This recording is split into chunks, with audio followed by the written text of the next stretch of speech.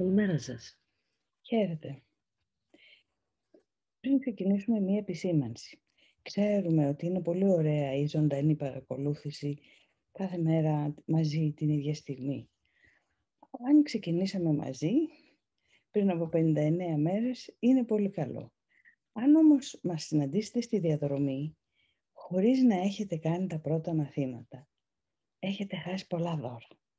Γι' αυτό θερμά σας παρακαλούμε, ξεκινήστε από το πρώτο μάθημα για να δείτε τι ωραία πράγματα έχετε να λάβετε και ταυτόχρονα πόσο πιο εύκολα κατανοητά θα γίνονται αυτά που κάνουμε τώρα στα ζωντανά. Αυτό ως μια γενική εισαγωγή. Ας δούμε λοιπόν ένα θέμα που είναι ένας από τους λόγους που είχαμε πει και στο πρώτο μάθημα που μας έφερε μαζί. Ότι τα μαθήματα θαυμάτων προτείνουν μεταξύ άλλων και μια απάντηση στη μοναξιά, στην αίσθηση αδυναμίας και απομόνωσης, πιο έντονα βιωμένη τώρα που είμαστε σε μια κατάσταση ημιεγκλισμού ή εγκλισμού στα σπίτια μας λόγω της πανδημίας. Ένα ερώτημα γενικό για όλους αυτή τη στιγμή. Πόσο νιώθω μοναξιά? Νιώθω μοναξιά. Υπάρχει ένα ρητό που λέει η μοναξιά είναι δύο ειδών. Εκείνη που τη διαλέγουμε γιατί τη θέλουμε και εκείνη που μας διαλέγει αθέλητα. Στην πραγματικότητα και τα δύο είδη μοναξιάς τα διαλέγουμε εμείς. Γιατί ακόμα και αν δεν υπάρχει ψυχή στον κόσμο, άνθρωπος, είμαστε απομονωμένοι σε μια φυλακή στα βάθη ενός πηγαδιού, καταπλαγωμένοι από την τρίμια ενός σεισμού και δεν είναι κανείς δίπλα άνθρωπος, υπάρχει πάντα ένα βαθύ, αιώνιο εσωτερικό στήριγμα. Φτάνει να έχουμε από πριν δημιουργήσει μια συνειδητή σχέση μαζί του. Γι' αυτό η πιο ατρόμητη φράση που μπορώ να πω είναι αυτή που ξαναθυμόμαστε από ένα από τα προηγούμενα μαθήματα, μιας και ανακεφαλαιώνουμε προηγούμενα μαθήματα. Λοιπόν, καλώς ορίσατε στο μάθημα 59 που ξεκινάει με το θριαμβευτικό και πολύ γαλήνιο. Ο Θεός πηγαίνει μαζί μου οπουδήποτε πηγαίνω. Πώς μπορώ να είμαι μόνος μου όταν ο Θεός έρχεται πάντα μαζί μου? Πώς μπορώ να έχω αμφιβολίες για τον εαυτό μου και να αισθάνομαι ανασφαλής όταν η τέλεια σιγουριά κατοικεί σε Αυτόν? Πώς μπορώ να ενοχληθώ από οτιδήποτε όταν αυτός αναπαύεται μέσα μου σε απόλυτη ειρήνη? Πώς μπορώ να υποφέρω όταν η αγάπη και η χαρά με περιβάλλουν μέσω αυτού? Ας μην τρέφω ψευδαισθήσεις για τον εαυτό μου. Είμαι τέλειος επειδή ο Θεός πηγαίνει μαζί μου οπουδήποτε πηγαίνω. Μας θυμίζει μέσα από τα αρχεία, τα πολύ αρχαία της μνήμης μας, ότι δεν είμαστε ξεχωριστοί από Αυτόν. Δεν ζούμε μόνοι μας. Το σώμα είναι η ψευδαίσθηση της εντύπωσης ότι ζούμε από μόνοι μας, στέκουμε από μόνοι μας, υπάρχουμε από μόνοι μας. Και είναι και η απόδειξη ενδεχομένως για τον ιδιαίτερο εαυτό που θέλω να είμαι, ότι πράγματι αυτό συμβαίνει. Όμως δεν είναι έτσι. Υπάρχει ένα εδάφιο πολύ ενδιαφέρον και πολύ όμορφα δοσμένο στα θαύματα στο κεφάλαιο 19, όπου κάνει έναν παραλληλισμό με εμάς και το Θεό, εμάς ως μια ηλιαχτίδα, τον Θεό ως ήλιο, ή εμάς ως έναν κυματισμό του ωκεανού και τον Θεό ο ωκεανός, που η ηλιαχτίδα από αλαζονία ονόμασε τον εαυτόν της ήλιο και ο κυματισμός επίσης από αλαζονία ονόμασε τον εαυτόν του ωκεανό. Όμως ούτε ο ήλιος ούτε ο ωκεανός έχουν καταλάβει ότι υπάρχει ένα κομμάτι το οποίο νομίζει ότι είναι ο ωκεανός ή ο ήλιος. Ούτε ταράσσονται από αυτό. Επίσης, η ηλιαχτίδα και ο κυματισμός ποτέ δεν μπορούν πραγματικά να διαχωριστούν από τον ήλιο και από τον ωκεανό. Και ζουν μέσα σε αυτόν, τρέφονται από αυτόν, υπάρχουν μέσα από αυτόν.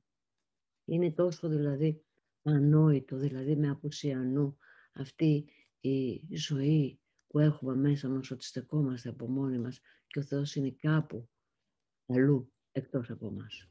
Εδώ μας λέει λοιπόν ότι ο Θεός πηγαίνει παντού μαζί μου. Και όχι μόνο πηγαίνει μαζί μου, αλλά είναι και η δύναμή μου. Ας δούμε λοιπόν τη συνέχεια του μαθήματος. Ο Θεός είναι η δύναμή μου. Η όραση είναι το δώρο του. Ας μη βασιστώ στα δικά μου μάτια για να δω σήμερα. Ας είμαι πρόθυμη να ανταλλάξω την αξιολύπητη ψευδαίσθηση της όρασής μου για την όραση που δίνεται από το Θεό. Η όραση του Χριστού είναι το δώρο του και μου το έχει δώσει. Ας επικαλεστώ αυτό το δώρο σήμερα, έτσι ώστε η σημερινή μέρα να με βοηθήσει να καταλάβω την αιωνιότητα. Ας είμαι πρόθυμος να ανταλλάξω την αξιολύπητη ψευδαίσθηση της όρασής μου για την όραση που δίνεται από τον Θεό. Αυτή η αξιολύπητη ψευδαίσθηση της όρασής μου δεν είναι τίποτα άλλο από τις καθημερινές μας κρίσεις. Κρίνουμε τα πάντα, συμπεριλαμβανομένου και του εαυτού μας, και αυτό το ονομάζουμε γνώση, αλήθεια, ειλικρίνεια, εντιμότητα ή ό,τι άλλο παρόμοιο. Όμως είναι μόνο μία κρίση, η οποία βασίζεται στο παρελθόν σε πολύ περιορισμένες πεποιθήσεις. Όπως μας λέει εδώ, δεν αξίζουν τον κόπο να βασίζουμε σε αυτές. Εάν αυτό το είχα πιστέψει όμως, ότι πράγματι η κρίση μου στερεί την όραση, η κρίση μου είναι τελείως λανθασμένη, τότε θα έπρεπε από μια μεριά να είμαι και λίγο χαρούμενη, γιατί κάνω λάθος. Και εδώ μου λέει ότι μπορεί να διορθωθεί. Επιτέλους, υπάρχει κάποιο εδάφιο που λέει επιτέλους. Αυτά είναι τα καλά νέα. Κάνω λάθος. Δίδαξε με ποιο είναι το σωστό, ποιο είναι το αληθινό. Και συνεχίζει λέγοντας ο Θεός είναι η πηγή μου. Βέβαια, δεν μπορώ να δω ξέχωρα από Αυτόν. Μπορώ να δω ό,τι ο Θεός θέλει να δω. Δεν μπορώ να δω τίποτα άλλο. Πέρα από το θέλημά Του υπάρχουν μόνο ψευδαισθήσεις. Είναι αυτές που επιλέγω όταν σκέφτομαι ότι μπορώ να δω ξέχωρα από Αυτόν. Είναι αυτές που επιλέγω όταν προσπαθώ να δω μέσα από τα μάτια του σώματος. Η όραση του Χριστού όμως μου έχει δοθεί για να τις αντικαταστήσει. Είναι μέσω αυτής της όρασης που επιλέγω να δω. Και να δούμε ξανά κάτι που έχουμε δείξει σε αυτό το μάθημα. Πέρα από το θέλημα του Θεού υπάρχουν μόνο ψευδαισθήσεις, μας λέει το μάθημα. Νους ορά και νους ακούει. Ή τις εικόνες που παράγει μέσα του. Και μετά ταυτίζεται με αυτές, νομίζοντας ότι βλέπει με τα μάτια τους, αλλά αυτή η όραση είναι όπως τα όνειρα. Βλέπουμε λοιπόν μόνο ό,τι έχει μέσα ο νους μας και όχι ό,τι υπάρχει πραγματικά. Η αληθινή όραση ξεκινά όταν ο νους αντιληφθεί ότι ο κόσμος που βλέπει είναι μία κατασκευή του. Ο νους κινεί ό,τι φαίνεται να είναι έξω από αυτόν. Από την άλλη μεριά της οθόνης, οι θεατές βλέπουν το θέατρο σκιών. Από την πίσω πλευρά, αυτό που βλέπουμε εμείς, είναι αυτός που κινεί τις σκιές και που σαν να έχει ξεχάσει ότι είναι αυτός, έχει βυθιστεί μέσα σε αυτές τις εικόνες, στο θέατρο σκιών και νομίζει πια ότι είναι αυτός. Μπορούμε να συνεχίσουμε με την επόμενη καρτέλα του μαθήματος.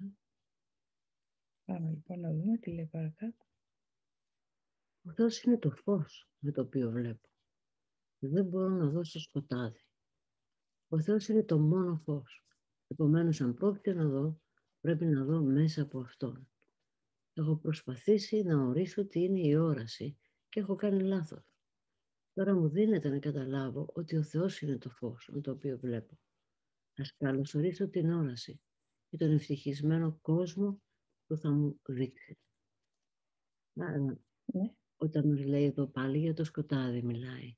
Μιλάει για τις κρίσεις μας, οι οποίες δεν περιέχουν γνώση. Έτσι λοιπόν το σκοτάδι είναι η άγνοιά μου. Επειδή έχουμε ξεχάσει, έχουμε μεγάλη άγνοια, πλήρη άγνοια για το τι είμαστε εμείς και τι είναι οι άλλοι. Και έτσι αναγκαζόμαστε να φτιάξουμε έναν εαυτό, αναγκαζόμαστε να φτιάξουμε πεποιθήσεις, μια βάση δεδομένων δηλαδή, βάση της οποίας κρίνουμε. Αλλά δεν είναι αληθινό αυτό που κρίνουμε. Για μας εδώ μπορεί να είναι πραγματικό.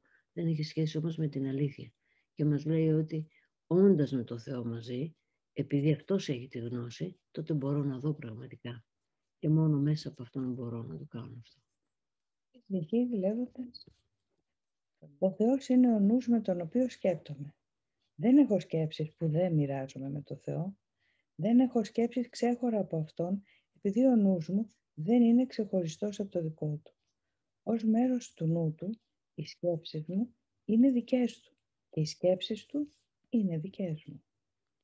Είναι εντυπωσιακό. Αν σκεφτούμε, αν μπορούσαμε αυτή τη στιγμή, για μία στιγμή μόνο, Να να συνειδητοποιήσουμε ότι ο νους με τον οποίο σκέφτομαι είναι ο ίδιος ο Θεός. Μας ξεπερνάει σαν σύλληψη αυτό.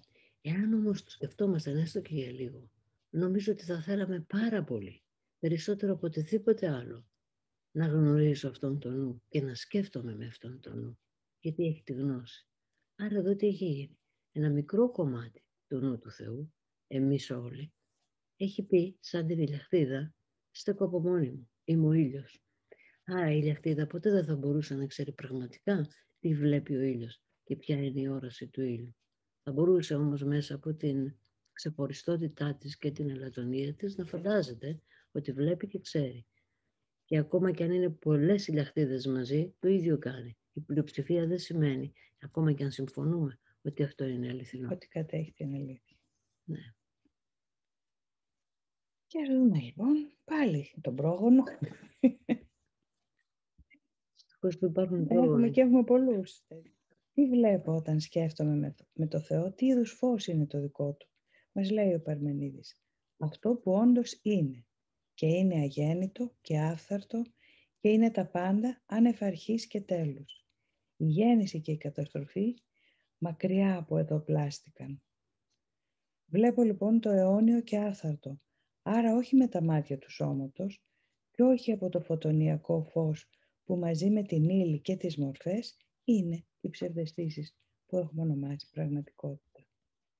Εδώ να δούμε μία ερώτηση, μάλλον ένα σχόλιο, ότι είναι ακριβώς όπως τότε που ήμασταν παιδιά και νιώθαμε ότι κάποιος περπατάει δίπλα μας για να μην φοβόμαστε. Πολλές φορές γύρναγα το κεφάλι μου να τον δω, αλλά ήταν αόρατος. Απλά τον ένιωθα. Κάπως έτσι είναι. Ναι, ναι. Έτσι δεν είμαστε ποτέ μόνοι, ακριβώς. Και η ερώτηση, παρότι καταλαβαίνω όλα όσα μας λέτε και θέλω να τα αισθενιστώ απόλυτα, αναρωτιέμαι πώς μπορούμε να δούμε όλη αυτή την κρίνια που μας περιβάλλει σε αυτή την περίεργη δύσκολη περίοδο που περνάμε όλοι. Ένα ωραίο ερώτημα που μας έχει τεθεί πάρα πολλές φορές με διάφορες μορφές. Από τη στιγμή που το βλέπω γκρίνια, ήδη έχω μία θέση και λέω αυτό είναι μια γκρίνια. Πώς να το δω διαφορετικά? Εάν πω δεν ξέρω τι είναι αυτό, δεν ξέρω γιατί συμβαίνει αυτό, δεν ξέρω γιατί εγώ είμαι αυτή την εποχή εδώ και το ζω ή και οι άλλοι μαζί. Δίδαξέ με, μάθε μου, πληροφόρησέ με, τι είναι αυτό που βλέπω. Δηλαδή πρέπει ο νους να μείνει μία μόνο στιγμή κενός.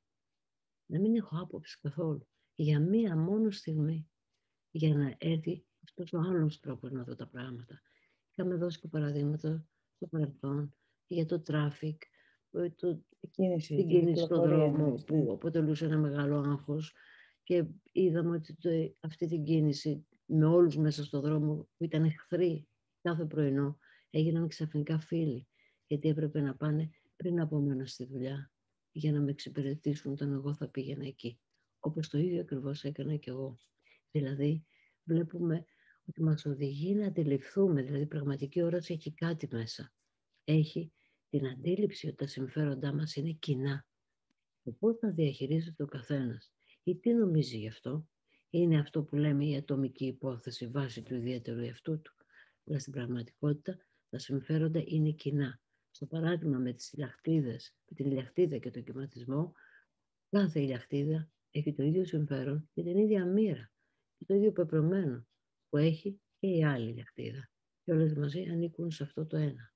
Άρα, στο πώς να το δω, είναι, θα έλεγα, ζητάω βοήθεια να το δω διαφορετικά. Και επικαλούμε και κάποια από τα μαθήματα που ήδη έχουμε κάνει, όπως θα μπορούσα να δω ειρήνη αντί γι' αυτό. Ή μπορώ να διαφύγω από τον κόσμο που βλέπω εγκαταλείποντας τις επιθετικές μου σκέψεις. Ανατρέξτε σε εκείνα τα μαθήματα, γιατί ακριβώς είναι η θεραπεία για τέτοιου τύπου εμπειρίες, δύσκολες εξωτερικές. Να δω, να στραφώ με έναν άλλο τρόπο μέσα μου. Έχουν βήμα-βήμα, περιγράφουν τι μπορώ να κάνω. Και να σκεφτείς ότι είτε εμείς είτε κάποιος γκρινιάζει γιατί νιώθει φόβο, νιώθει απειλημένος. Και στην πραγματικότητα η γκρίνια του είναι η κραυγή για αγάπη. Άρα είμαστε σε μία περίοδο που η πλειοψηφία της ανθρωπότητας κραυγάζει για βοήθεια. Και είναι, θα έλεγα, πιο επιτακτικό για όσους βρισκόμαστε σε έναν δρόμο εσωτερικής αφύπνισης, να είμαστε όσο γίνεται πιο στραμμένοι σε αυτό το δρόμο, γιατί η δική μας δύναμη που την ξαναβρίσκουμε θα μεταδοθεί στο σύνολο της ανθρωπότητας, αφού από την κοινή δεξαμενή πίνουμε όλοι. Ναι. Ωραία. Να κάνουμε μία επανάληψη αυτό που είπαμε σήμερα. Ο Θεός πηγαίνει μαζί μου οπουδήποτε πηγαίνω. Ο Θεός είναι η δύναμή μου. Η όραση είναι το δώρο του. Ο Θεός είναι η πηγή μου. Δεν μπορώ να δω ξέχωρα από αυτό. Ο Θεός είναι το φως με το οποίο βλέπω. Ο Θεός είναι ο νους με τον οποίο σκέφτομαι. Σπουδαία εμπειρία μπορεί να έχει κάποιος εντρυφώντας μέσα σε αυτό, μένοντας, όπως μας το λένε οι ασκήσεις, κάποιες φορές μέσα στην ημέρα, για κάπου στο χρονικό διάστημα, με αυτή την ιδέα. Η εμπειρία είναι το αποτέλεσμα. Η εμπειρία είναι όσο 1000 λέξεις. Και περισσότερο ακόμα. Άρα αναζητάμε αυτή την εμπειρία. Έχουμε και ένα άλλο σχόλιο. Κάνοντας τα μαθήματα, καταφεύγω όλο και πιο τακτικά στην αθότητα των παιδικών μου χρόνων.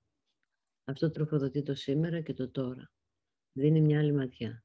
Συναντιέμαι με την ελευθερία μέσα μου και δεν νιώθω την καραντίνα. Η αλήθεια είναι ότι όταν ήμασταν παιδιά χρησιμοποιούσαμε πολύ το νου μας. Πολύ περισσότερο από ό,τι τώρα. Είχαμε έναν ευρυγόνιο φακό, επιδιώκοντας να μάθουμε τη ζωή και τα πράγματα γύρω μας. Σήμερα, μετά από χρόνια, σιγά σιγά μάλλον με τα χρόνια, αυτό που παθαίνουμε είναι ότι περιοριζόμαστε, αν λέγαμε ένα παράδειγμα, σε ένα δωμάτιο από τα 1000 που έχει σπίτι μας. Και σε αυτό το δωμάτιο μένουμε μέχρι να φύγουμε. Δηλαδή, δεν ερευνούμε τα υπόλοιπα. Είναι κρίμα, γιατί έχει πολύ ενδιαφέρον και έχει πολλά πράγματα να μάθουμε. Άρα, ας ανοίξουμε το νου μας. Ας ανοίξουμε το νου μας, γιατί μπορεί να μας λένε τα μαθήματα ότι ξέρετε, δεν σκέφτεστε, εικονοποιείτε, δεν θυμάστε, έχετε ξεχάσει. Αλλά όλα αυτά δεν είναι κατηγόριες. Είναι μόνο για να σκεφτώ ότι αυτά που σκέφτομαι, αυτά που βλέπω, αυτά που κρίνω, δεν είναι αληθινά. Άρα, να κρατάω μικρό καλάθι για τη φόρτιση, να κρατάω μικρό καλάθι για την έννοια του δικαίου και να είμαι στραμμένη στο να μάθω, να γνωρίσω, να φωτιστώ που λέμε, μπορούμε να το πούμε. Θα μπορούσε να πει κάποιος ότι υπάρχει ένας κίνδυνος κατάθλιψης αν όλα αυτά που σκέφτομαι δεν σημαίνουν τίποτα και αν η ζωή που έχω κάνει και η ιστορία που έχω κάνει μέχρι τώρα δεν έχει αληθινό νόημα, δεν έχει αληθινή ύπαρξη. Θα έλεγε κάποιος ότι κινδυνεύω από κατάθλιψη. Με τα μαθήματα θαυμάτων δεν συμβαίνει αυτό, γιατί όπως είπαμε και σε προηγούμενο, αντικαθίσταται ο τρόπος που σκέφτομαι με έναν άλλον. Και επίσης επιμένουμε τόσο πολύ, υπογραμμίζεται συνεχώς η έννοια της ύπαρξης βοηθού και οδηγού παρόντος μέσα στο νου μας, ζωντανού, αρκεί να στραφώ προς τα εκεί. Και μας γράφει η Μαρία ότι σήμερα είχε μια συγκλονιστική εμπειρία στο διαλογισμό. Θα μας γράψει και αυτήν. Περιμένουμε να μας γράψει, Μαρία. Αυτό είναι και το ζητούμενο, να συνδεόμαστε και να ανοίγει μια άλλη αίσθηση αλήθειας μέσα μας. Πολύ ωραία. Με κάποιους από εσάς θα συναντηθούμε ξανά σε μία ώρα, καθώς ξεκινάει το σεμινάριο για την αντίσταση στις 11.30, αλλά με όλους θα συναντηθούμε ξανά στις 10. Αύριο. Να είστε καλά. Πολύ καλημέρα. Με εξάσκηση. Χαίρετε. Γεια σας.